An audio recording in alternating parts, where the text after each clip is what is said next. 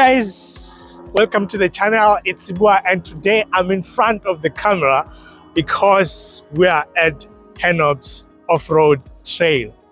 There's a lot of things that are flying out here, but you know what? We have the Mahindra Scorpio N, and we're going to test its capabilities off-road. So I don't want to say much about it right now. I just want to take it through the trail and see if it's as capable as Mahindra is saying. So as usual, I'm not going to be appearing much in the video, but the Scorpio N is the star of the show. So what you're looking at right now is the top spec Z8L 2.2 liter powered by the famous Mhawk engine from Mahindra. The engine is good for a rounded 129 kilowatts and 400 newton meters of torque. It's mated to a 6-speed automatic gearbox and it drives through all 4 wheels. But it's not a permanent 4x4, which means you can make it 4x4 on demand. On standard mode, it's a rear-wheel drive car. What you're looking at right now is the terrain management system controller, what Mahindra calls for Explore. It has various terrain modes and you can change them based on what lies ahead of you. This is normal, just as you're driving it every day. You can just leave it at that. It's going to be on too high. For as long as these ones are not highlighted, it means you're on 2-wheel drive and it's rear wheel in that case. But once you start moving this, you will see that it's changing now. It's saying now I'm going on the 4-wheel drive. Once you change into gravel, it's automatically taking it to 4 high. And then when you change, this one is mud and whatever slippery thing that is, and then they sand as well. The basics of 4H and 4L are quite simple. 4H, once you put it there, basically you're saying, I need you to give me extra grip with all the wheels because this is not a permanent 4-wheel drive. Follow, quite different from 4H. 4H, you still have the speed, but you're gripping on all 4 wheels. Follow, you don't have the speed, but you have maximum power at very low speed, and you can be able to get out of those serious, tense, sticky situations, which I think we're going to need on this trail. But you know what? Let's go and see what lies ahead of us.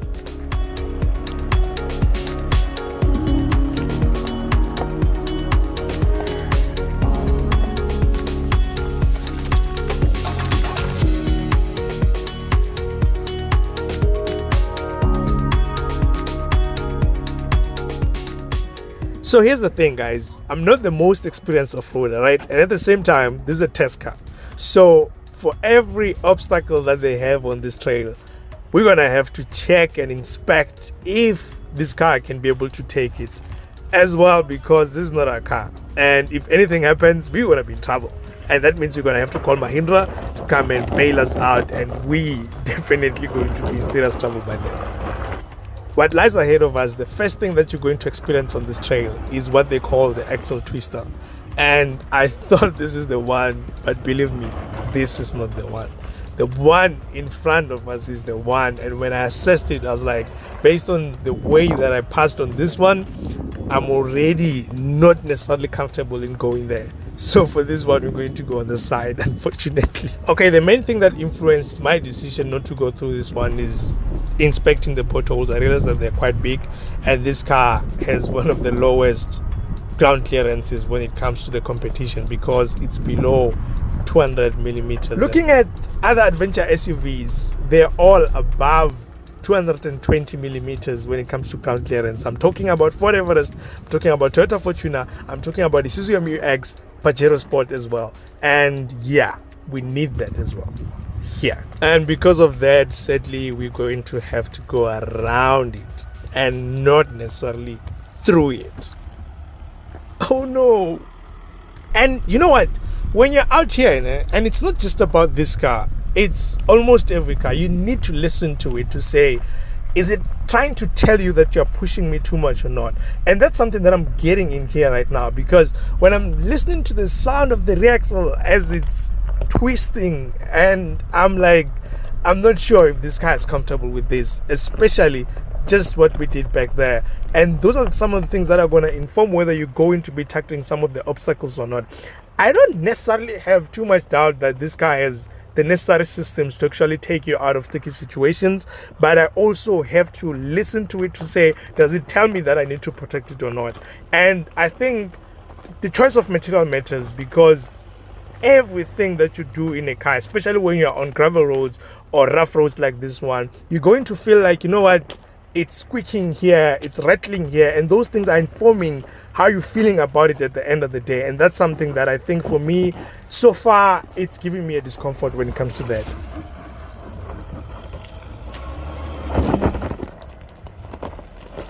So because this is an off-road trail with slippery, steep slopes and so on, we're on follow, and that's because we do not need speed, but we need our power. What you'll see with the Mahindra is that once you put it on follow, the ESP turns off automatically, and that is what you need, because the system is there to assist you when you're losing control.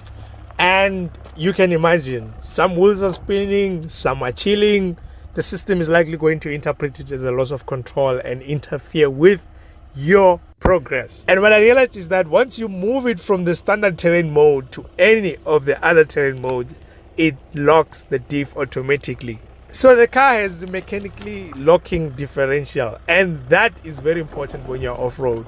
What it does in simple terms is that it helps you when one wheel has lost traction and maybe it's just spinning in the air, and it can be able to tell the wheel that is on the ground to say, you know what, now you have to get us out of the sticky situation, because the one that is in the air is just spinning and not doing anything. But by continuing to spin, it means once it touches down or it finds traction, it's going to also come to the party and help us get out of that situation. That's the point of locking the diff.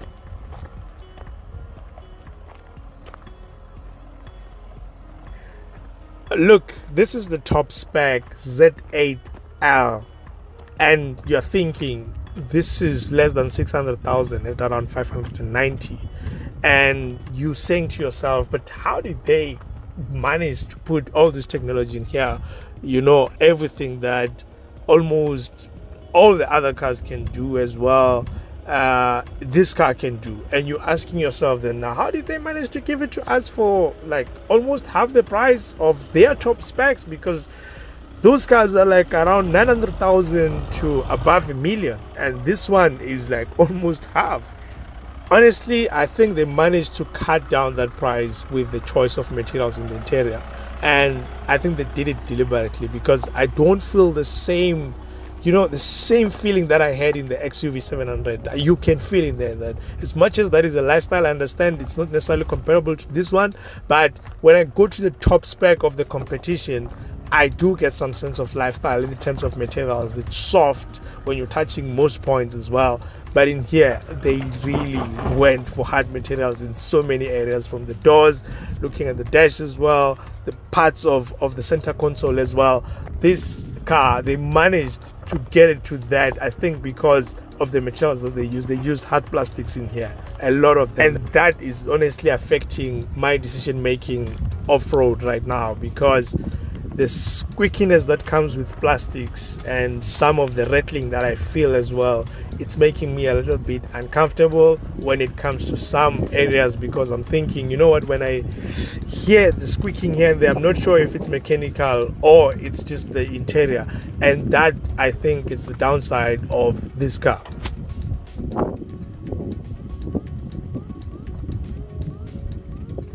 Besides that, do I feel like they got the interior design right this time around? Absolutely, they nailed it.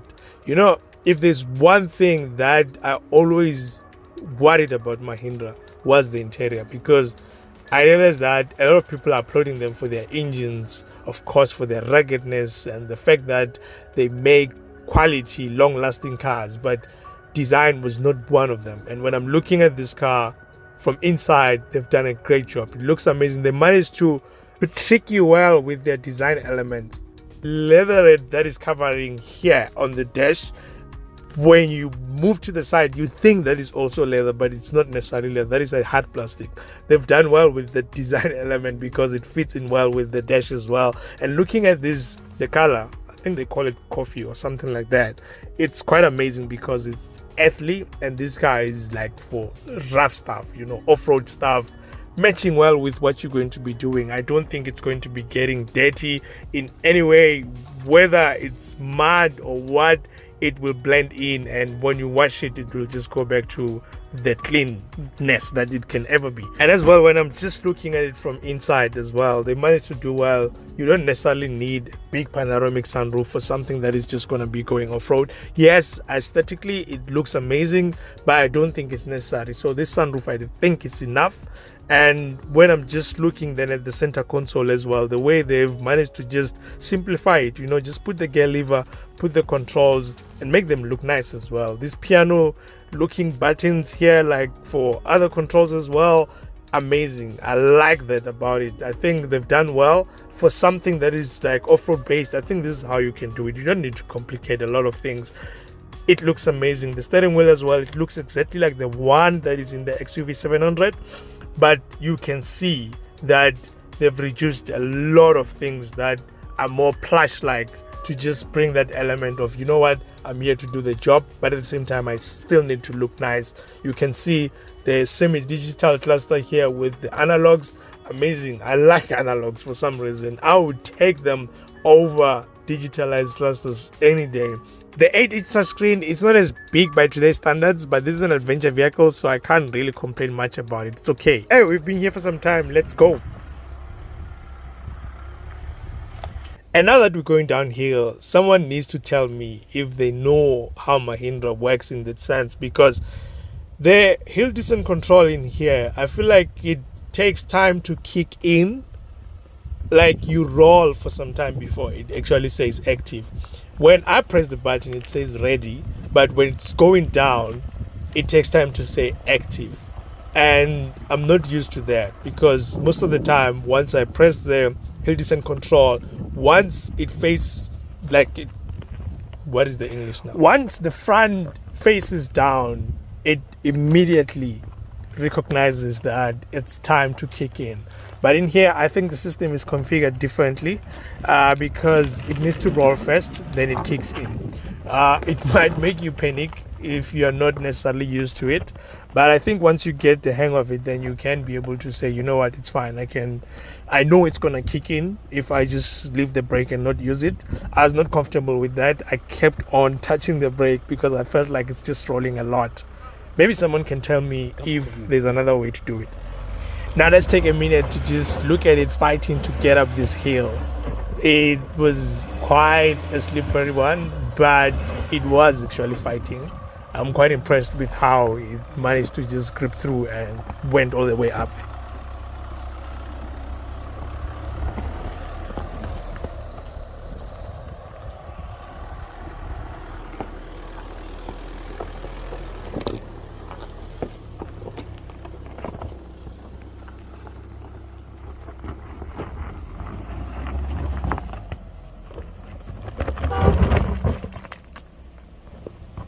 One thing that you need to remember that is very important when it comes to off-roading is your choice of tires matters.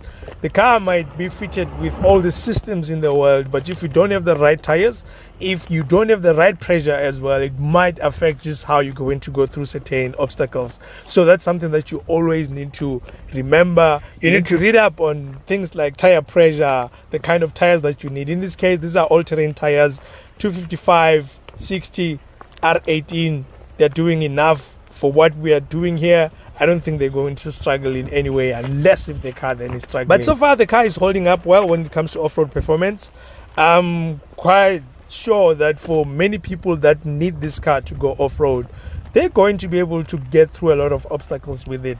And now we're going to go to a challenge that it's not recommended that you even attempt it if you didn't inspect it first. So it's like a slippery slope going down, and there are rocks, and you just need to be careful because anything can happen. But we have all the systems we need in here, so we're just going to inspect, then we're going to tackle it.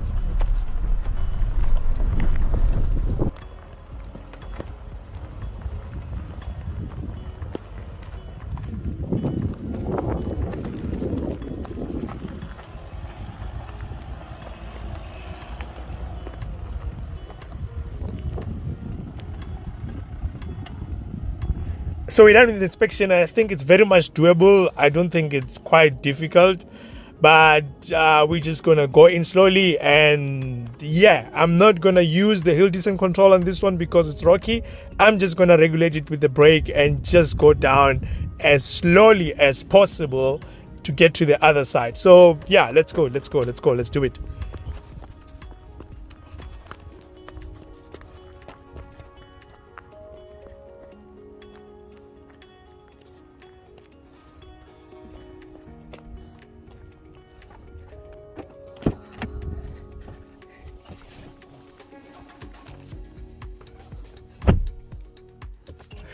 So this car has a camera in the front and also in the rear for reverse camera. And one thing that you need when they're saying a car is offering a camera system that can help you off-road, for example, like this one, because the front one is supposed to be helping me with that, you need a good camera system. And this is probably one of the lowest resolution cameras that I've experienced. And I don't know how they did this, because the XUV 700 for its price has a good camera system that I can say, you know what, I can't complain much about it. I mean, I understand it's 360 because it has full ADAS and stuff. In here it's not, but you still need a good camera system, especially when it's just like, I'm gonna use it off-road. It's laggy, it's low resolution. Yeah, Mahindra needs to fix that. I think when it comes to the camera, they need to really look into that and fix it. Overall, we are progressing well so far, and for paying 600,000 or less, I'm at a point where I'm like, you know what, I see why I'm paying that amount and not necessarily paying 900,000, because like I said, there are sounds that are making me to be uncomfortable in here when it's twisting, when it's like going through certain rough patches and so on. I feel like it's a little bit sensitive. I feel like I need to protect it more, and that's not something that I really want to experience when I'm off-road. And because of that, I'm still holding my complete opinion right now. But in part 2, we're going to carry on with the journey. We're not left with a lot of it because we're not going to complete the whole course. It's just way too long, especially when you're shooting the whole day. And then we're going to go to the tar road. Of course, I'm going to talk about that. We're going to talk about the exterior as well. And yeah, we're going to just finish off what we've started already.